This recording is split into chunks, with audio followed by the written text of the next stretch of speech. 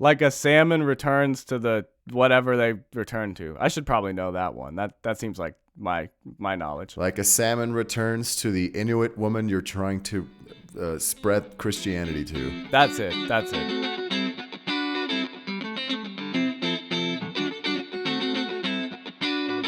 Ladies and gentlemen, welcome to Unbelievable. I am Molasses connoisseur Kurt Danner, joined here by the currently serving Archbishop of Canterbury, Luis Mejia, and this is, of course, the podcast where I tell two unbelievable stories from history, one true and one false, to my buddy Luis. And it's up to me to figure out which is which. Luis, do you have a fast fact for us before we jump into these stories today, as is customary on this podcast? I do, Kurt. Well, first of all, hello. I hope you're doing well. Hello. Yeah, I mean... Sorry, I came in hot. Yeah, you did, Kurt. Let's establish some rapport, some casual conversation to prove to our listeners that we're indeed still friends. Some of you may have forgotten. Right. But yes, Kurt, I do indeed have a fun fact for you. And that fun fact, hopefully, will determine the path of this episode as a whole. We'll see. So, Kurt, tell me, true or false? The panda bear is genetically more related to the raccoon than to a black bear. You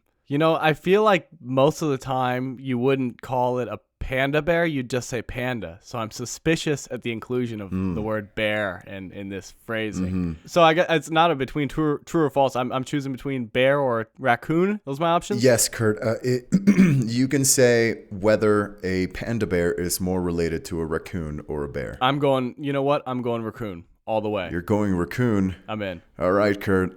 It's my pleasure to tell you that, no, of course not. You idiot. You imbecile. You absolute buffoon. Why would a panda bear be related to a raccoon? First of all, two completely different places where they're endemic to, right?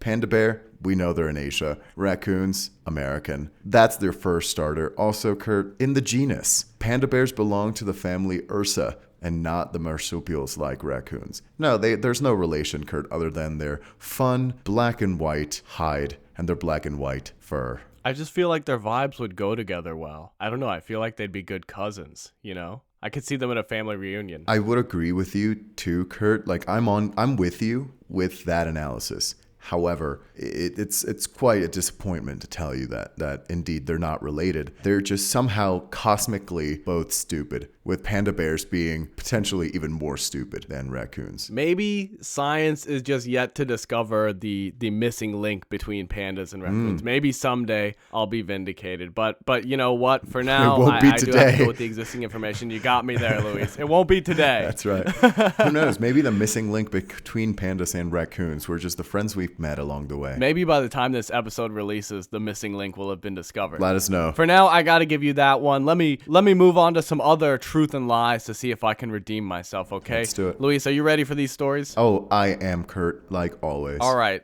Let's just dive straight into this one, okay? We are in 1736. Good year. Specifically, April 13, Good day. 1736. Good year.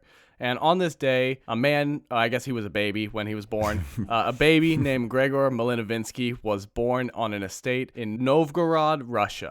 And Gregor had a lot going for him straight from birth, by most people's standards. Born in Russia. One of them. Well, not only was he born in Russia, but he was born into a wealthy-ish land-owning family. They had serfs, in fact, and if you don't know what serfs are, they're sort of a cross between slaves and peasants. So they've got some stuff going on. In addition to his immediate situation, Peter the Great has just gotten done being in charge of the Russian Empire, so things are actually relatively prosperous right now. Okay. Now, that being said, there are also some downsides of being Gregor, stemming from the fact that he's the youngest of 5 brothers. So one problem with this is that people in this time are becoming aware that dividing estates up between children generation after generation is leading to noble families losing their power and influence because it's just kind of over time getting cut up more and more until they're diluted down to nothing. So at this point in time, it's more common to give the bulk of the inheritance to the oldest son or the 2 eldest sons. So basically, Gregor is going to need at least least 3 of his brothers to die if he's going to have any chance of getting anything meaningful. Is this foreshadowing, Kurt? I sure hope so. No, I'm just throwing out ideas, okay? Just hypotheticals Yeah, here. of course. Now, also being the youngest of 5 boys means that Gregor gets little to no attention/supervision. And this is a good or bad thing, I guess, depending on how you look at it. So, probably directly related to this, as a child, Gregor was known to be very mischievous. One thing he would do was often hide for hours at a time just so he could watch the household servants waste their time looking for him. Nice. But he also had a habit of stealing household objects when he thought no one was looking and throwing them into the fireplace. And the most significant thing that he burned in all this was there was a letter that had been sent to his great-grandfather by Tsar Fyodor III. I mean, Gregor is a kid, so he probably is just like, this is a piece of paper. But yeah, he was severely punished for this. Yeah. But apparently nothing could stop his love of fire, because when he was 10, he ordered servant boys to bring him as much firewood as they could carry and throw it onto the fire in the dining room. Oh. He then repeated this order approximately 10 more times. And this whole process was only interrupted when another adult servant happened to wander into the room and see the fireplace overflowing with wood and just going in a roaring blaze as Gregor proudly looked on. Worst part, it wasn't even winter. It was middle of summer. He's like, why is it 90 degrees in here? God.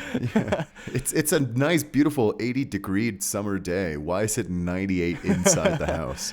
So servants get this fire put out, but not before it scorched the surrounding floor and burned some of the tablecloth. Maybe Gregor's parents got to the point where they thought he needed something to occupy his restless mind, and maybe this is what led to them deciding to give Gregor a crossbow and some arrows for his 12th birthday. Okay, yeah, get occupied.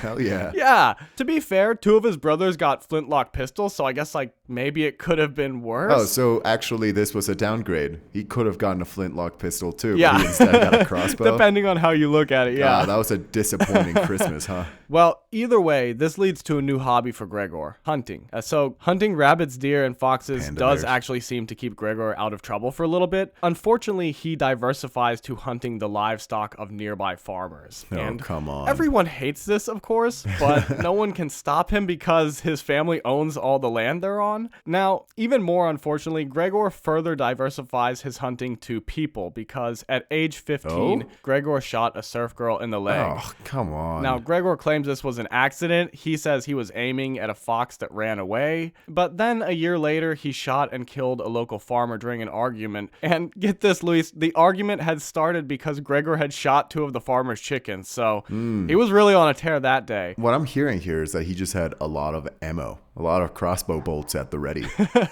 Maybe that was the problem. They gave him too many arrows. Too many arrows, yeah. The problem's not the crossbow, it's the arrows. Either way, this is a pretty bad look for Gregor, and at this point, Gregor's great-uncle enters the picture. Gregor's great-uncle is a man named Dmitry Malinovsky, and he is the current Archbishop of Novgorod, which is a pretty high and mighty position. So, for context, since the reign of Peter the Great, the last Tsar, a group called the Most Holy Synod had been at the head of the Russian Orthodox Church, and this group has between 8 and 12 members, depending on the time period, but one of these members is whoever's the current Archbishop of Novgorod. So great uncle Dmitry is pretty high up in the religious world. Dmitry tells Gregor that he's going to enroll in seminary school so he can join the church, which, big surprise that the Archbishop uncle's idea is to join the church.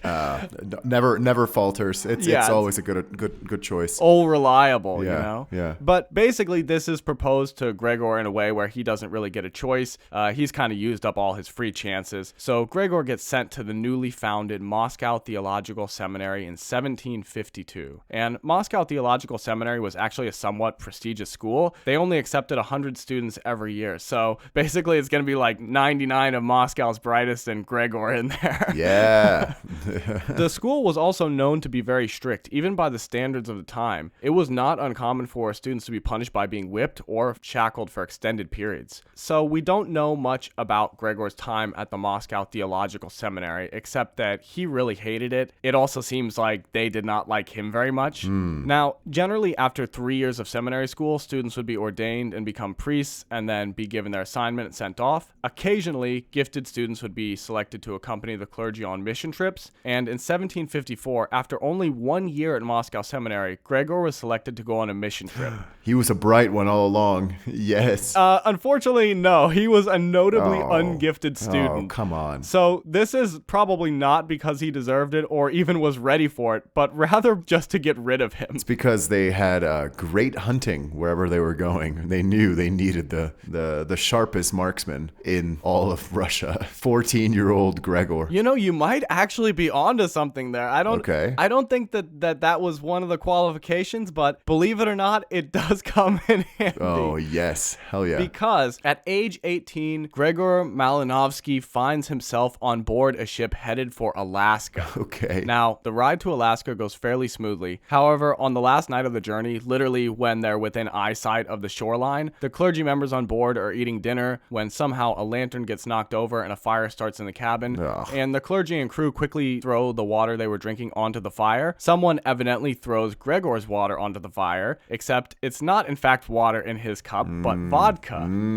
Or some other clear alcohol, but I mean, come on, what are the odds it's not vodka, right? Yeah. So this, of course, causes the fire to burn out of control. It eventually gets put out, but not before causing severe damage to the ship. And the following day, the crew and clergy finally get to shore. When they get to shore, they are pretty surprised by what they see. So to explain their shock, I have to go back a little bit, okay? During the early 1700s, a few different Russian expeditions explored Alaska. These were actually some of the first Europeans to explore Alaska. And one of these explorations was led by a man named Vasily Grigorovich. Vasily established one of the first Russian settlements in Alaska, and it was populated by fur traders and merchants. It was called Grigorovich Gusov. I'm probably not going to try to say that a lot of times, so I'll just say the Russian settlement. But in 1752, Vasily sent letters to various heads of state boasting about his thriving Alaskan colony and asking them to send settlers. So when the clergy arrived, they were expecting to find a thriving settlement with a population of at least 50, including native Inuits living amongst them. This is very important. They were also expecting to find crops, livestock, prepared living quarters for them, and a church that's almost finished being built. Instead, what they found was a population of about 20 European fur traders living in a few worn cabins, no crops or livestock to be seen. There is a single cabin for the 8 clergy members to share. There's no church being built whatsoever, and most notably, there were no Inuits living in the colony. Instead, there are some tribes a few miles away. So ultimately, the clergy have to start building their own church, hunt animals to supplement their food supply, and hike 3 miles to the nearest tribe if they want to do any actual mission work. This just sounds like my freshman year dorm, frankly. I mean, it doesn't sound half bad. It's just me and the boys sharing a cabin in the middle of the woods. Hold on. You're down for this? You're ready to go on your mission trip to Alaska? Oh, yeah. Well, it seems that the clergy, for the most part, suck it up and get to work on the church. Except, of course, for our boy Gregor, who constantly complains about the conditions. He does actually seem to enjoy hunting for his food, though. As I said, it's going to come in handy later. Oh, my God. I love that. But other than the duties of hunting, Gregor seems to have a habit of disappearing when he's supposed to be working. He also multiple times gets caught drinking or smoking and is harshly reprimanded, so he's not exactly a model citizen around the place. What, a guy cannot have fun anymore? Guy can't just enjoy his life? Come on, boring. You're already in Alaska. What else is there to do? That's true. There's not a lot going on. No offense to all of our Alaskan listeners. This one goes out to you. Now, after a couple months, the church was mostly completed, so at this point the clergy could focus more on their main goal of converting the natives. And of course, one core tenet of being a missionary is that you need to be able to speak the native language. Otherwise, how are you going to do any converting? Right? So the clergy all speak varying degrees of Inupiaq, which is the language spoken by Inuit tribes in Alaska. In fact, a lot of the time on the journey to Alaska was spent learning and studying Inupiaq. Now, Gregor, it seems, claims to speak Inupiaq. That much is true. However, in practice, it seems like he has a hard time putting together a coherent sentence. There's even a few accounts that seem to imply if he doesn't know a word, he'll just make one up. And most frustratingly of all is that Gregor insists his Inupiaq is fine. It's just that no one wants to talk to him for some reason. Listen, so he may be onto something. I mean, frankly, y'all just don't trust him. They just don't understand his accent. They just don't get it. Yeah, he's got a very nice regional accent that all of you are too afraid to test with him. He's just simply speaking high Inupiaq. So the clergy are pretty annoyed about all this, but in order to make the situation work, they organize where someone has to always be translating for / babysitting Gregor whenever they visit Inuit tribes. Okay, so I know I just said he was being babysat at all times, Luis, but somehow on a trip to an Inuit village, Gregor was evidently left unsupervised. Drum roll, please. Yes. So when the other clergy members noticed they hadn't seen Gregor for a while, they went looking for him and found him drunk and trying to seduce an Inuit woman. It's incredible. Now, for the record, Gregor claims he was just doing a little evangelizing, but his shirt was off, so you decide. I was doing a lot of evangelizing in university too, Kurt.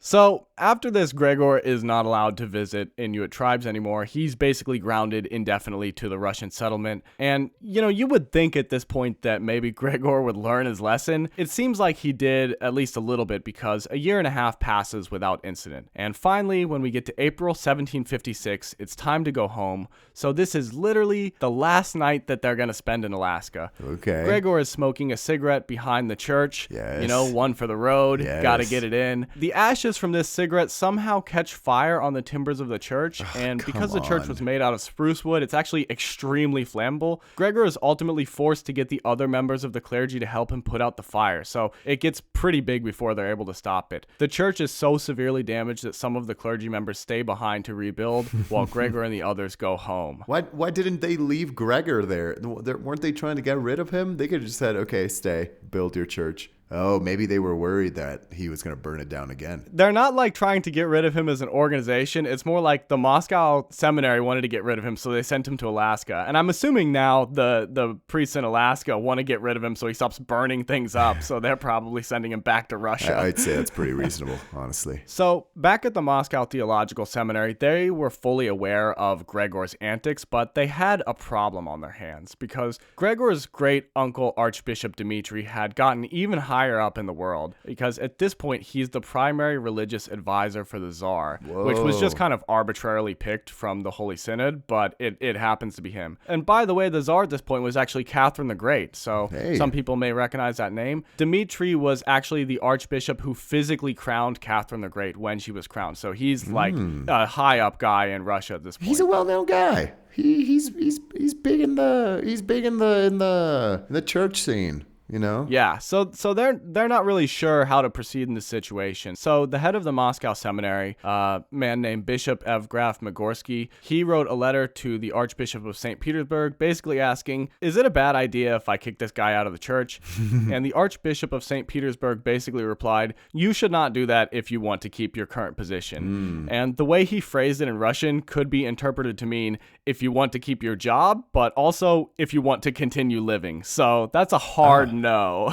Yeah. Wow. So, since they can't kick Gregor out, and he's now technically completed 1 year of seminary school and 2 years of mission work, they have no choice left but to ordain him as a priest. The one thing that they can do is give Gregor an assignment that gets him as far away from them as possible.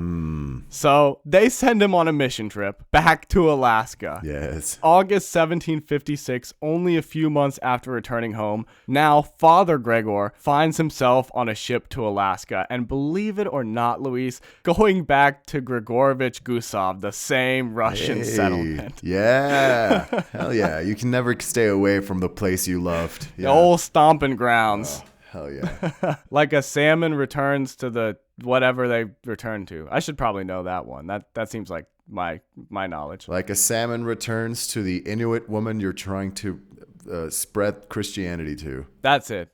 So when Gregor arrives, almost as soon as he steps off the boat, several clergy members and fur traders recognize him and are like, ho, no way. Not this guy. Not happening again. And they angrily chase him back onto the boat and won't allow him to get off. So Gregor sails back to Russia and returns to the Moscow seminary in January 1757. When he arrives back at the seminary, they basically arrest him and lock him in a room because since Gregor abandoned his assignment, at this point, he's definitely getting punished. Because the head of the church is technically the Tsar, abandoning your post means that you have not only betrayed the church, but also the monarchy. So Gregor at this point is going to be charged for perfidious acts, which is basically treason. And the punishment for this depends heavily on what exactly the crime was and, of course, also who committed it. But there are also plenty of examples of people being executed or branded and imprisoned for life. Oh, geez. So at this point, the Moscow seminary is just planning to detain Gregor until they get further instructions of what to do. However, Gregor does not by any means plan on being detained, and after only a few days, he escapes through a bathroom window. Nice, yes. He then flees to the village of Koriston, where he stays with a distant cousin, and he sends a letter to his father asking for his help, but his father basically responds, "Don't contact me," so Nice. That one's not going to happen. Instead, Gregor convinces his cousin to give him enough money to buy a boat ticket to the Philippines, and in March 1757, Gregor boards a boat that he believes is heading to the Philippines. Now, Luis, somehow there's been a huge mistake. Gregor has messed up somewhere because the boat he's on is not in fact heading for the Philippines. It's actually unclear if he got on the wrong boat or he just never understood where this boat was going from the start. Had no idea what the Philippines were. Well, either way, in 1757, Gregor finds himself on a ship heading for Alaska. Oh, no way. At least this time, he's not going to Grigorovich Gusov. It's a different Russian settlement. The Russian settlement he goes to would actually end up becoming the city of Kodiak, Alaska. And not much is known about Gregor after he arrives in Alaska for the third time. I'm willing to bet he didn't visit Grigorovich Gusov, but he lived for several more years in a cabin that he built. It seems he mostly kept to himself, but in the few interactions he did have with other people, he was always drunk. Classic. And lastly, in 1759, only a couple years later, a fire somehow started in Gregor's cabin, burning down the cabin and killing him. Which, no one I think wants to die in a fire, but as much as anyone could want to die in a fire, this guy would have wanted to die in a fire. So it's not a bad ending for him, all in all. Have we ever considered that maybe all this guy needed was someone to talk to him? I mean, I feel like he had a story to tell, but everyone was just shutting him down. Because, yes, sure, you accidentally shoot a peasant girl in the leg. Yes, fine, you accidentally burn down a church. But maybe all he wants to do is reach out to someone and talk to them. He tried to do so with his dad, and his dad said no. So maybe he was just a little misunderstood kid. You did skip over the guy that he killed in the middle of that.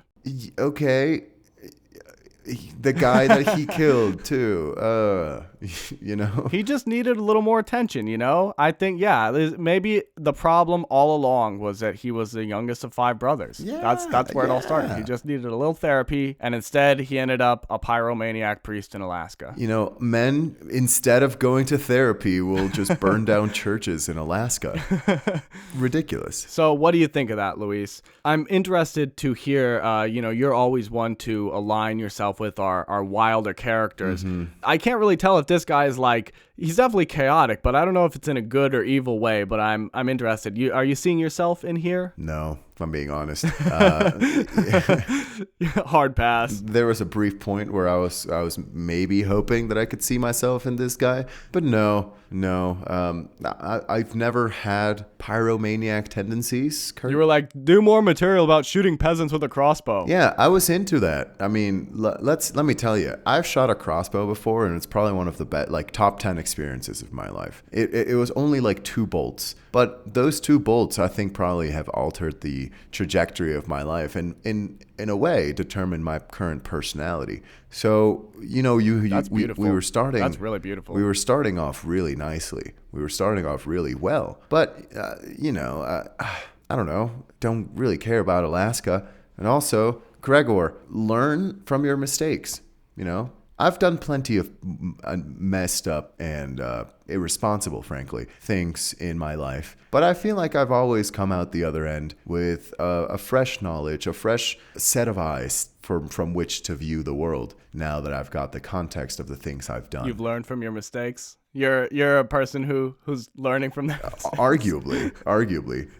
Kurt, I mean, you were a participant or at least around for a lot of these events. So, Kurt, do you think I'm one that learns from my mistakes? You know what? You do. You have to be your wax wings being melted by the sun and come crashing down to earth. That's right. And then you do. I think if it was you, Luis, maybe after the whooping you would have got for burning the letter from Tsar Feodor III, that might have set you straight. I would have become the coolest priest in Russian history. I would have used my Icarus experience of falling into the water after my wax wings melt as an opportunity to develop strong arms to swim, if that makes sense.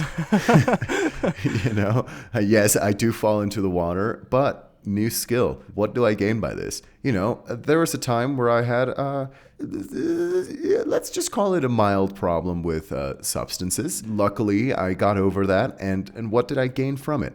the ability to play the banjo. Okay, so there's always there's always room to improve, sometimes in ways that you don't expect. Maybe you pivot laterally, but there's always an opportunity, and Gregor is not giving me this vibe, and I'm feeling disappointed. That's true. He's not adapting, improving, and overcoming. Exactly. I see the distinction you're making now. Got to take some of this feedback, refine the act a little bit. Exactly. I feel like maybe if it was you, by the time you got to the point where you're in Alaska doing mission work, you'd have the whole scheme refined down to where you like go visit the tribes, juggle some fiery torches, and you're like, hey, who wants to convert? And then you seduce the women while all the other clergy members are busy. That's right.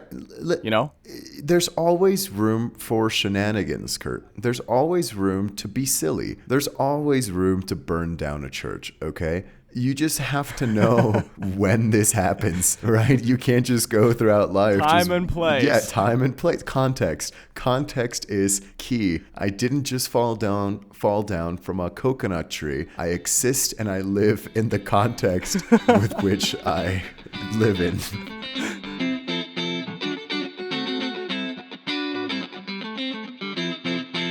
So, as our longtime viewers probably know, it's not a true unbelievable episode unless we spend a little couple minutes talking about Luis's lovely home country of Mexico. Ta-da! I want the record to state that I have not once brought it up in this episode. So whenever people tell me that I'm always talking about Mexico, I want them to refer to this episode. But yes, exciting, very exciting.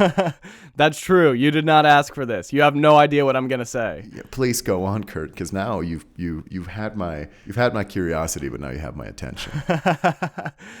Luis, you are from the beautiful port city of Veracruz, correct? That is true. That is correct. 4 times heroic port city of Veracruz. And one major export of Veracruz is sugar. Me. Yes. Sugar. Luis too. Yes, Kurt. Sugarcane is planted a lot. Now, I assume this is not news to you, but let me give you a little background context on sugar. I don't know if you ever thought you'd receive a little background context on sugar, but here it is, okay? Never. I'm excited, actually, now.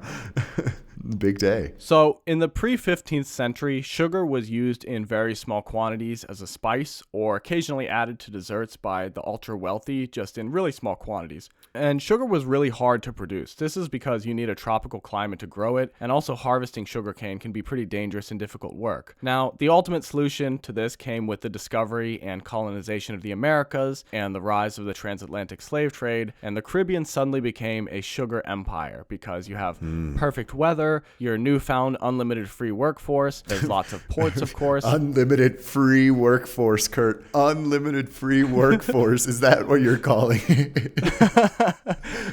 I'm just stating it how the people who colonized and created the sugar empire were looking at their characteristics that they had going for them. Sure. What other characteristics? Describe the traits in question. You know what? It's been a while, but stop this podcast. Yeah, stop the podcast. Get me out we here. are accidentally becoming colonial advocates once again. Next point. Happens. In addition to tons of sugar, we also have the lesser known byproduct, molasses. Molasses is a byproduct of the sugar refining process. It's kind of like the unfamous sibling of the superstar sugar. Yeah. So for those of you who don't know, molasses is black syrupy liquid with a rich smoky flavor. Luis, are you familiar with molasses? I actually have no idea. I am. I'm actually very familiar with molasses. Intimately. I've enjoyed in my time the molasses hard candy. I have also seen molasses in like a pot. That is all though. All right. As usual, Luis bringing a wealth of knowledge about our topic. That's right. Always prepared for this podcast. Well, for those who have never had a little taste of molasses, it's sort of like in texture and I guess consistency Marmite if it had like a sweeter flavor. It's also funny that between those two substances, Luis, there's like a similar divide of opinions 3 ways. Like people either love it, hate it, or have no idea what it is. But anyway, all that to say that at this point in time where we're making a whole bunch of sugar, we've of course got a whole bunch of byproduct molasses. So what can we do with molasses? Humanity bravely asked. Number one can, of course, be used as a sweetener in things such as brown sugar or gingerbread, but molasses can also be distilled into ethanol, and this allows it to be made into rum, or, believe it or not, it can also allow it to be made into bullets. Quick comment on there. Did you know, speaking of rum, in my hometown of Veracruz, which you were so... Oh, are you bringing up Mexico, I am Luis? bringing up... You opened the door, bro. Come on. You set the precedent. Your Honor, they opened the door with this line of questioning about Mexico. Your Honor, Mexico was right there, okay? In Veracruz, one common drink, you often mention or you bring up the wonderful moonshine, right?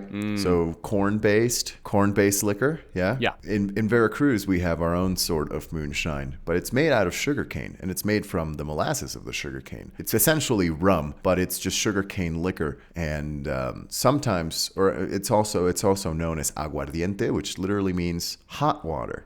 So I think that's just a quick little fun fact.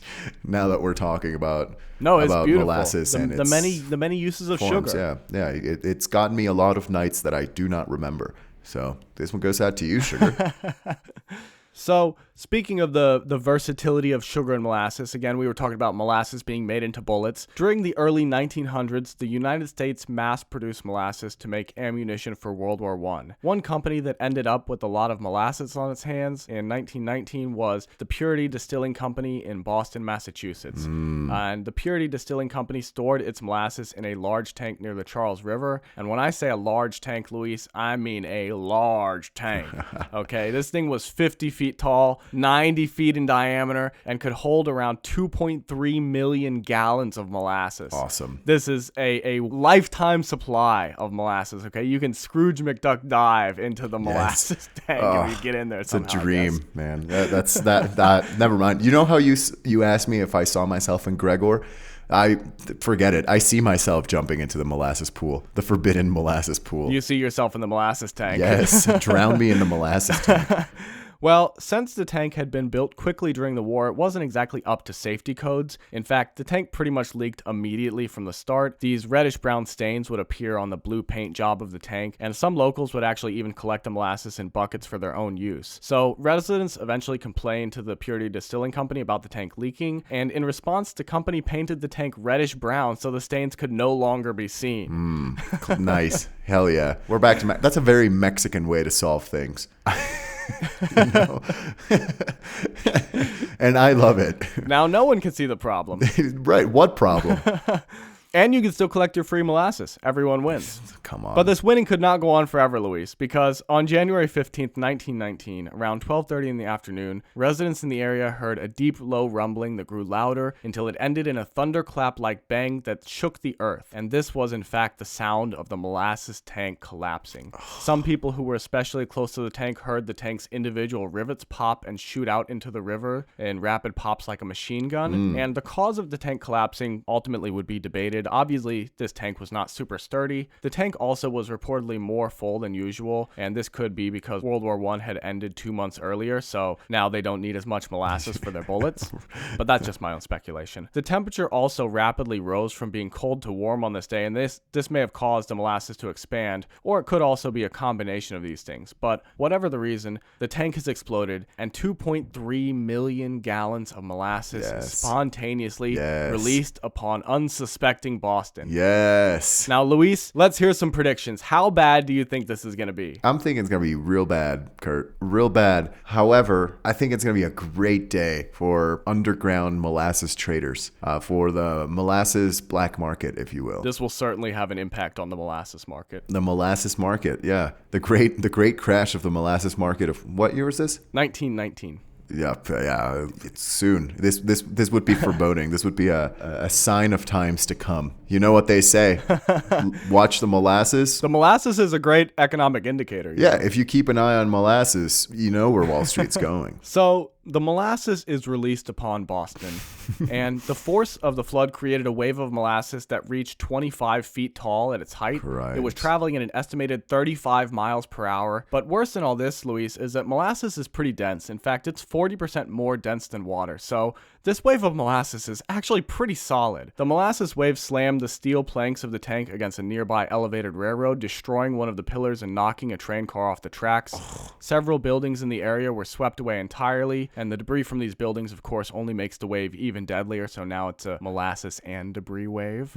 A truck was thrown into the Boston harbor by the wave. At least one boat in the harbor was destroyed. Many people in the path of the wave were either drowned or thrown into the air. Men driving horse-drawn carriages tried to outrun the wave, but were swallowed up. A policeman named Frank McManus, who happened to be standing next to a call box when he saw the wave coming, quickly called his precinct and told them what was happening, saying, quote, "Send all available ambulances, all police, everybody." And it was 1919, so he spoke like that.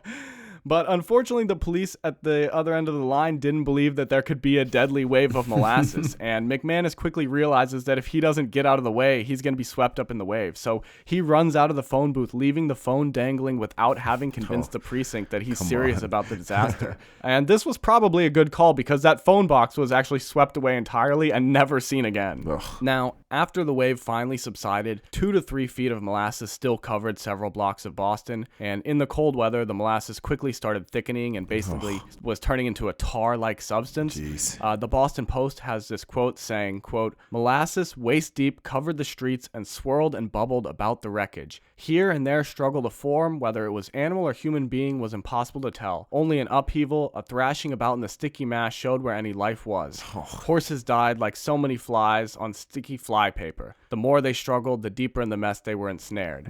So this is a pretty bleak scene, Luis. And to add to all this, hundreds of injured people and animals who did manage to escape the flood are now wandering the streets of Boston, basically in shock. My goodness. I'm sorry. I was like smiling at the beginning of this tale, but just now that hearing that reporter saying that it was like horses were getting stuck like flies on flypaper, that is an image that's just going to be stuck in my head. That is an image. I mean, you thought it was going to be so fun when I started talking about molasses at the beginning. I did. Ooh-wee. We got aguardiente and moonshine. We're talking about molasses, and we're having a good time. No, Luis, this is a disaster. Death. Horses are dying. Yeah, jeez. So almost immediately, the rescue effort began. The first people who arrived were 116 naval cadets from the USS Nantucket, which was a boat that had happened to be docked nearby. They began wading into molasses and pulling out survivors. Wading into molasses. Later, they were aided by the Boston Police and Boston Fire Department, the Red Cross, and the U.S. Army and Navy. And so while Red Cross nurses swam through the molasses sludge trying to find survivors, doctors set up a makeshift hospital in a nearby building to treat the injured and work through the night. And because of the difficulty navigating the molasses and finding survivors, rescue efforts ultimately continued for 4 days. And even after those 4 days, many of the dead couldn't be identified because they were too glazed in molasses to be recognized. Which is just an unfortunately funny sentence. I cannot help but laugh. I'm so sorry. I'm back to smiling. Even after all this, bodies of people swept into the Boston harbor would continue washing up on shore for months. In total, 21 people were confirmed dead, as well as several horses, and over 150 people were injured. But honestly, I feel like it could have been worse. I mean, this thing like took out buildings. Yeah, I mean, but the thing is, how are you injured by molasses? Like dead, I get. But like, did just get hit by the molasses? Just pushed against the wall or something?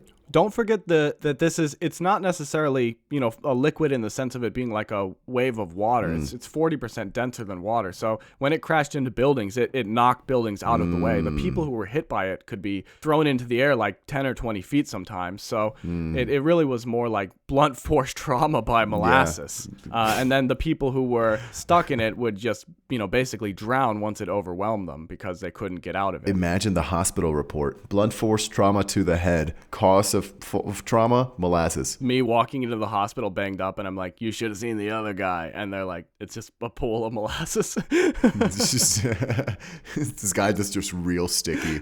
So even after we've saved all the survivors in question here, Luis, we've still got a bit of a sticky situation on our hands, so to speak, because Nice. Hell yeah. there's a lot of molasses to clean up now. Yeah, I know, right? So the city pumps salt water in from the harbor to break up the hardened molasses. Then they use sand to hopefully soak up the remaining molasses. And even with several hundred people participating in the cleanup, it takes several weeks. Because of the amount of molasses that was washed into the Boston harbor, the water turned brown until the following summer. But beyond all this, there's a much bigger problem because there's a ton of people, including, doctors, nurses, priests, firemen, soldiers, and citizens who responded to the disaster and or participated in the cleanup. And then there's also lots of tourists who passed through to see the aftermath of the flood. And all of these people got a little bit of molasses on them, and then they spread it around the city wherever they went. So ultimately, molasses gets onto everything from doorknobs to payphones to train seats, even into people's houses, all across the greater Boston area and in surrounding suburbs. In fact, for a long time, it was reported that, quote, everything a Bostonian touches is sticky. And even to this day, there's parts of Boston that still will smell like molasses, especially on hot summer days. Now, other than this, we have one last sticky situation to deal with. How much mileage can I get out of this pun? You know what I mean? I think you can use it 2 more times before it runs out. I'm enjoying it. Oh, nice. Yeah, okay, cool. Yeah, cool, go for it. Knock yourself out with molasses hitting you in the face. Knock yourself out by molasses. By molasses, yeah. So predictably, tons of lawsuits were filed by victims against Purity Distilling's parent company, this company called United States Industrial Alcohol. Eventually, 119 of these lawsuits were combined into one massive class action lawsuit, and the following legal proceeding took 6 years and heard testimony from 3,000 witnesses. The transcripts of these testimonies would total 45,000 pages long. Oof. In all this, United States Industrial Alcohol spent over $50,000 calling expert witnesses who testified that the tank had been blown up by anarchists and or communists, which that's a classic defense. Strong one. Classic, honestly. yeah. It works like, I feel like every other time. Now, counter to this, locals testified about the tank leaking for years, and probably even more damaging was Arthur Gell, the manager who had overseen construction of the tank. He testified, and in his testimony, it was very clear that, number one, he had no qualifications or knowledge of how to build a tank this big, and number two, he'd been under immense pressure from the company to build the tank as quickly and cheaply as possible in order to supply World War I with ammunition. And in order to do this, he of course had to cut a lot of corners. Most notably, perhaps, was that the steel used to build the tank was 10% thinner than it was supposed to be. Come on. But at the time, either no one realized this was a problem or cared. So ultimately, after 6 years, the judge found United States Industrial Alcohol responsible for the disaster. The company was ordered to pay the victim's surviving relatives $7,000 per family member lost. In total, the company paid out $628,000, which is around $11 million in today's money. And this decision actually did lead to big changes in the business world. Of course, there were numerous laws passed trying to prevent a similar disaster from happening again, but also major corporations actually did start following the rules and regulations a little more, because if cutting corners is going to end up with you having to pay massive legal fees, then it's not really worth it. So, Luis, regulation pioneers? Oh my goodness, victory really is sweet. Wow. I mean, it was a wild ride, and we broke some eggs along the way, but regulation pioneers? Are you telling me that this molasses flood of 1919, or as I'm calling it, the Molasses Massacre of 1919, are you telling me this probably led to OSHA being created? I don't know what things specifically, but this led to companies changing their behavior because, before this, if you thought that you, the powerful company, can beat any citizen that files a lawsuit against you in court, then you may as well have all these violations and have your tank leaking and just paint it brown, because when it goes to court, it won't matter anyway. It'll get thrown out. But if the money you save by cutting those corners, you're going to lose anyway, because now the courts are going to start making you pay out to the people you hurt, then it's not really a viable business strategy. So it really just kind of forced people to change their practices. Yeah, take note, Boeing. This one goes out to you. Regulation pioneers, Boeing? Boeing?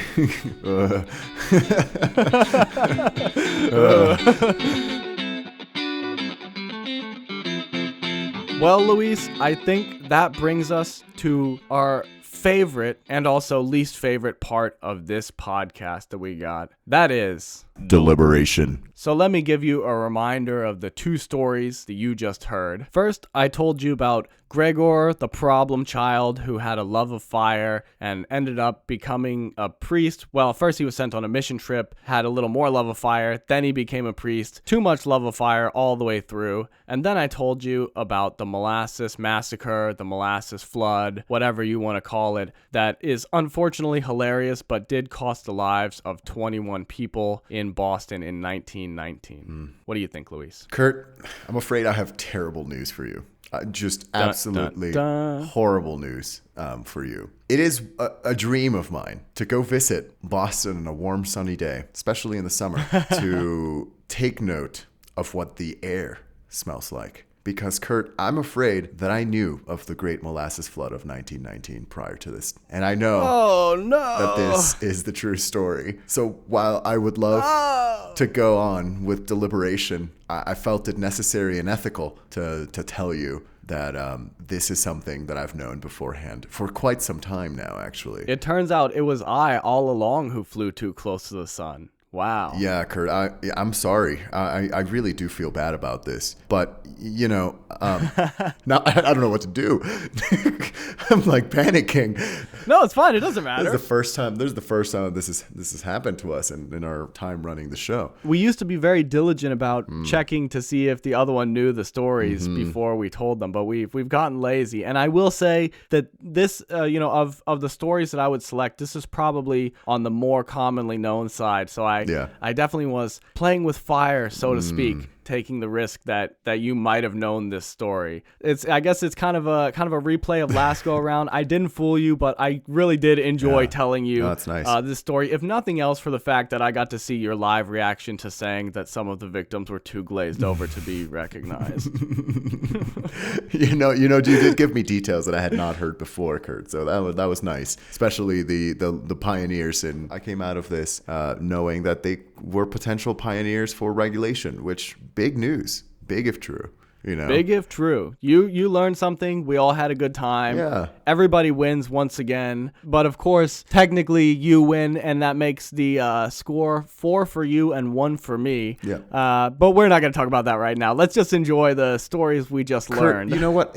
Since we've realized this fluke that we've got on our hands, I want to tell you something to hopefully make you feel better, if that's okay. Yes, please. So you mentioned this anecdote about Boston being sticky for some time after this event. Yes. Tourists were coming in and spreading molasses across the city to the point where reporters were saying that people that Boston was just a sticky town. Yeah. Yeah. It's interesting because the quote is, everything a Bostonian touches is sticky. And I don't know if that means like all the surfaces in Boston are sticky or if they're like all the people in Boston are sticky. Yeah, it kind of falls into choose your own adventure. Yeah, it's like the windy city. Is it because Chicagoans are a bunch of windbags, or is it because it actually is windy? We'll never know. But the story I wanted to tell you, Kurt, is that not too long ago, I was visiting my dear sister in her apartment some time ago. Naturally, I was staying with her and enjoying my time with my sister, but she had work, she had other responsibilities. I was just there on holiday.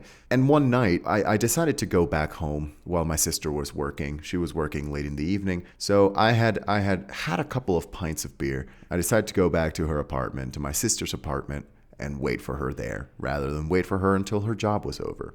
I get to this apartment and I open the cupboard because, of course, I'm a hungry little boy, right? And I take out the first thing I see in her cupboard, which is a bag of bagels and jam, okay? Like strawberry jam. Okay. And I say, okay, it's Hungry Louis City here, so I'm going to make myself some bagels and spread some jam over it. It's going to be the best night ever, waiting for my sister to return. I naturally did so. I spread that over, and in my inebriated state, I immediately ate this and fell asleep, okay?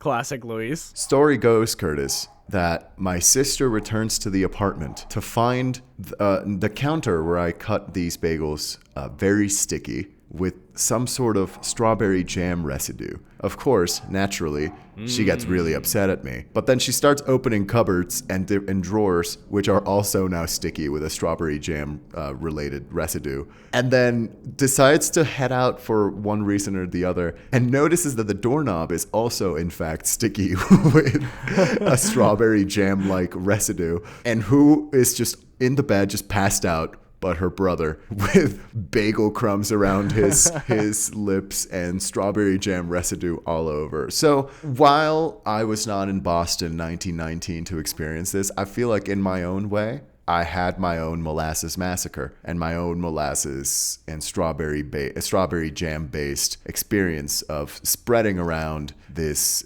just horrible feeling. That's what you should have told her. You should have been like, no, you don't understand. There was a big strawberry jam wave, 25 feet tall, traveling at 35 miles per hour. I was almost killed. You're lucky to be talking to me. I'm lucky to be alive. I had to run out of the phone box with the phone hanging off the receiver. Nobody would trust me. Nobody would trust me that the strawberry jam was coming after me. Alas. That was good, Kurt. Well, before we go, Kurt, I just want to know, anything in Gregor's story that was true? Nothing major, really. Background things about the Russian Orthodox Church and names of czars and stuff. But no, that is just mostly an original from my brain. Nice. I don't know. I thought we had not had a weirdo who had a weird relationship with fire yet. So that seemed like a fun place to explore. We hadn't had Russia yet either. Hadn't had Russia yet either. So we got a couple new things checked off the list. Damn, Gregor. Sorry to give you this just underwhelming exit. I know. Sorry to throw it all away, Gregor, especially when I really needed that point. But like I said, we all had a good time, so it's a win. That's what I have to say, so I don't cry. That's right.